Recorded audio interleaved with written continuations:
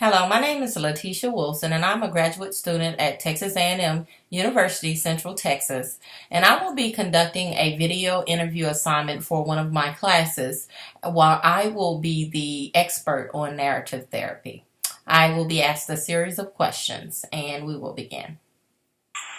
Please summarize your chosen approach to family therapy. Narrative therapy is the approach that I have chosen, and it was developed by Michael White and David Epstein. Narrative therapy is a method of therapy that separates the person from the problem and encourages people to rely on their own skill sets to minimize the problems that exist in their everyday lives. Throughout life, personal experiences are transformed into personal stories that are giving meaning and help shape a person's identity. And narrative therapy utilizes the power of people's personal stories to discover the life purpose of the narrator. Narrative therapy was created as a non-pathologizing, empowering, and collaborative form of therapy that recognizes that people possess natural competencies, skills, and expertise that can help guide change in their lives. People are viewed as separate from their problems, and in this way, a therapist can help externalize sensitive issues. This objectification dissipates resistance and defenses and allows a client to address this issue in a more productive manner. Rather than transforming the person, narrative therapy aims to transform the effects of the problem. The objective is to get some distance from the issue, and in this way, it is possible to see how a particular concern is serving a person rather than harming him or her. For example, post-traumatic stress might help protect a person from the difficult emotions associated with a particular event, although it also contributes a host of new troubling symptoms such as anxiety. This process of externalization can help a person develop greater self-compassion, which in turn can help him or her to feel more capable of change. In fact, some psychologists have identified a process termed post-traumatic growth to account for the positive personal change that can occur to people who have experienced a traumatic event. Narrative therapists also help clients view their problems within the context of social, political, and cultural storylines that influence the way we view ourselves and our personal stories. It is a way of working that considers that broader context of people's lives, particularly in the various dimensions of diversity, including class, race, gender, sexual orientation, and ability. Stories in narrative therapy context are made up of events linked by a theme occurring over time and according to a plot. A story emerges as certain events are privileged and selected out over other events as more important or true. As the story takes shape, it invites the teller to further select only certain information while other events become neglected, and thus the same story is continually told. These stories both describe and shape people's perspective on their lives, histories, and futures. Often, by the time a person has come to therapy, the stories they have for themselves and their lives have more often than not become completely dominated by problems. These narratives on a timeline have been referred to as problem-saturated stories, which can also become identity stories. For example, we may hear someone describing themselves by saying, "I've always been a depressed person," or an adolescent may be described as a young offender versus a young person who has been in trouble with the law. Such identity stories can invite a powerful negative influence in the way people see their lives and capabilities. For an example, "I'm hopeless," and the purpose of narrative therapy is to strengthen and thicken these stories to present a more positive and preferred narrative for the client. What drew you to this approach personally? Counselors and therapists engaging with narrative ideas and practices work alongside people in resisting the effects and influences of problem stories and deficit descriptions. In therapeutic conversation, this involves listening and looking for clues to knowledges and skills that run counter to the problem saturated story.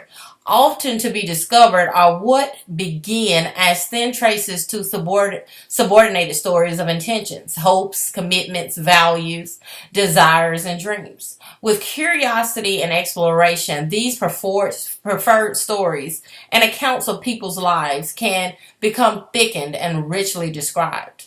Thus, within a narrative framework, people's lives and identities are seen as multi-story versus single-story.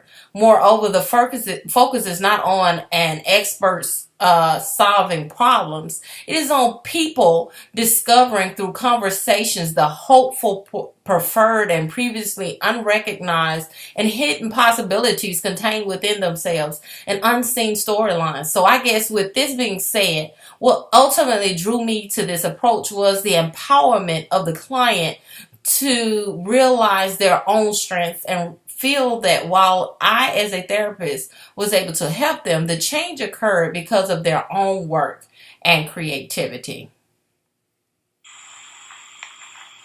Can you describe any key interventions associated with this approach?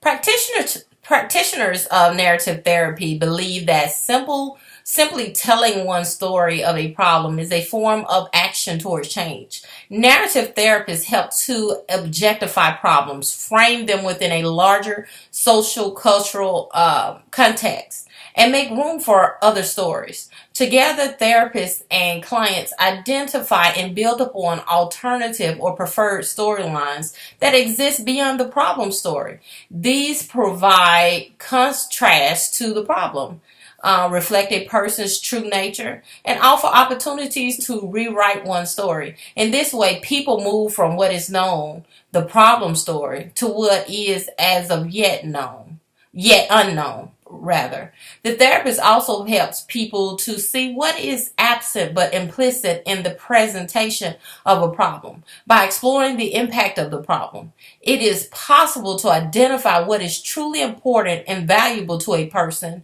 in a broader context beyond the problem.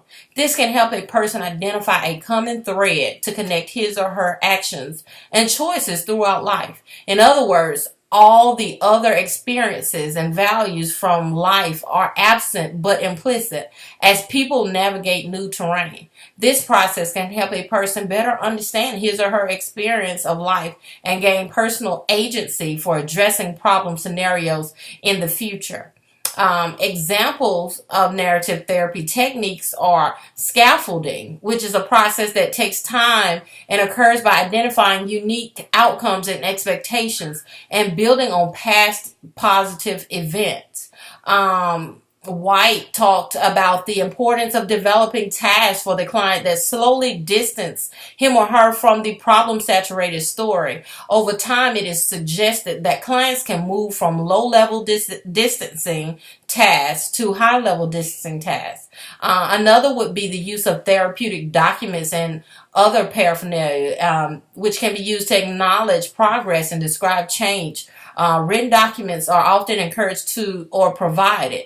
You can use this to show client progress, such as writing a letter to the client that affirm their changes, providing medallions that acknowledge the shifts in thinking, or giving certificates that acknowledge new ways in which clients now understand themselves. Another technique is remembering, and remembering has to do with helping individuals reconstruct their identities by accenting and expanding on specific positive memories and by limiting problem-saturated memories. Remembering allows clients to call up powerful positive images from the past, connects clients to something going on in the present, and provides a roadmap for the future. In addition, remembering positive memories, clients can delimit memories that have had negative influences on their lives. Last but not least is reflective teams. And when individuals observe clients with their therapists and later share their thoughts about what they have observed and experienced with the client and the therapist, this can be considered a reflective team. There are certain parts that White described. There's 4 parts that he described for a reflective team: in quietly observing. Part 2 would be to introduce themselves to the client and then switch places with the client and the therapist. Part 3, the reflective team can switch places with the therapist and client again. And part 4, all participants join together and ask each other why certain ideas were discussed, certain questions asked, and other questions not asked. Ultimately, the greatest intervention is questions and more questions. How would you describe this approach in one sentence? Wow. In one sentence, I would say the practices in narrative therapy is a collaboration of the therapist with the client or clients in reauthoring the stories of their lives to create the story they desire it to be, opposed to simply what it has to be based on past mistakes, circumstances, poor choices, and what others says it has to be. And this concludes my narration of narrative therapy, and I hope you've enjoyed it.